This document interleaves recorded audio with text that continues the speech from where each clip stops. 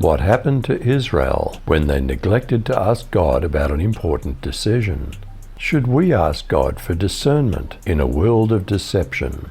Let's look at Joshua 9. Did the kings of the land join forces to fight against Israel?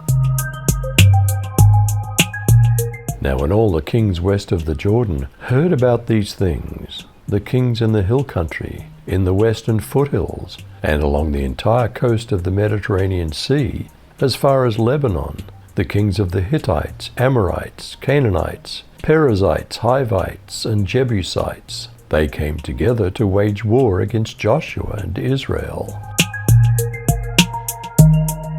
Did the inhabitants of Gibeon plot to deceive the Israelites?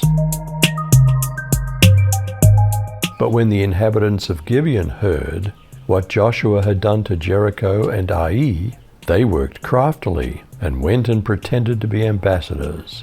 And they took old sacks on their donkeys, old wineskins torn and mended, old and patched sandals on their feet, and old garments on themselves. And all the bread of their provision was dry and mouldy. And they went to Joshua to the camp at Gilgal, and said to him and to the men of Israel, "We've come from a far country. Now therefore make a covenant with us." Did the delegation straight out lie in order to deceive Israel into a forbidden treaty? The Israelites replied to these Hivites, "How do we know you don't live nearby? For if you do, we cannot make a treaty with you." They replied, "We're your servants." "But who are you?" Joshua demanded. "Where do you come from?" They answered, "Your servants have come from a very distant country. We've heard of the might of the Lord your God, and of all he did in Egypt. We've also heard what he did to the 2 Amorite kings east of the Jordan River, King Sihon of Heshbon and King Og of Bashan, who lived in Ashtaroth. So our elders and all our people instructed us, 'Take supplies for a long journey. Go meet with the people of Israel and tell them, "We're your servants. Please make a treaty with us." This bread was hot from the ovens when we left our homes, but now, as you can see, it's dry and moldy. These wineskins were new when we filled them, but now they're old and split open, and our clothing and sandals are worn out from our very long journey.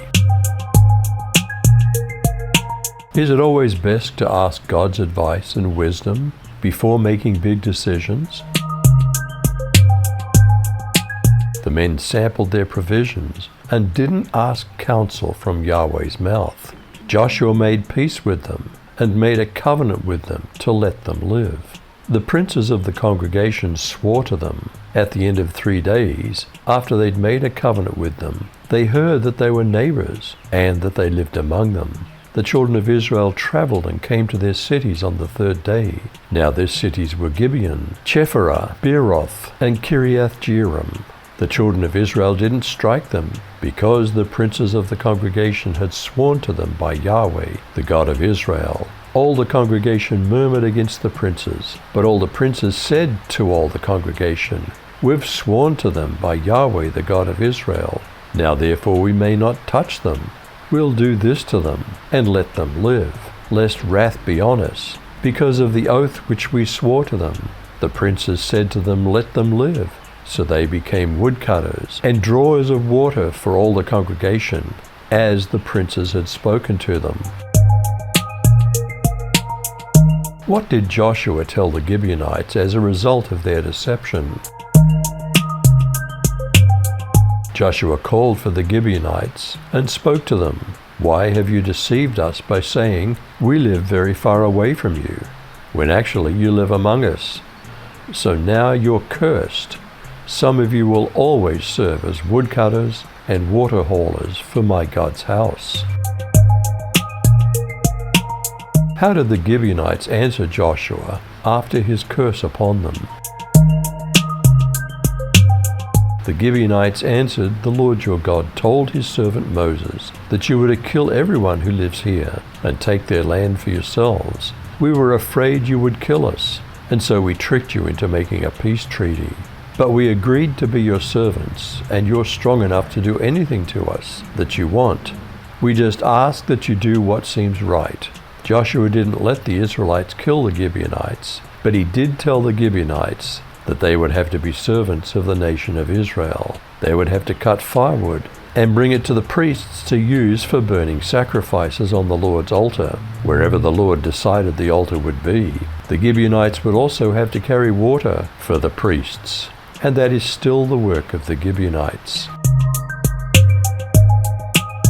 What was James' advice about needing wisdom in our world? If any of you lacks wisdom, let him ask God, who gives generously to all without reproach, and it'll be given him. What did Jesus say in answer to a question from his disciples about avoiding deception?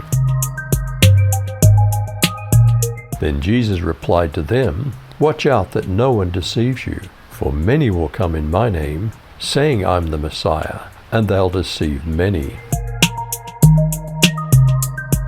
What happened to Israel when they neglected to ask God about an important decision? Should we ask God for discernment in a world of deception? You decide.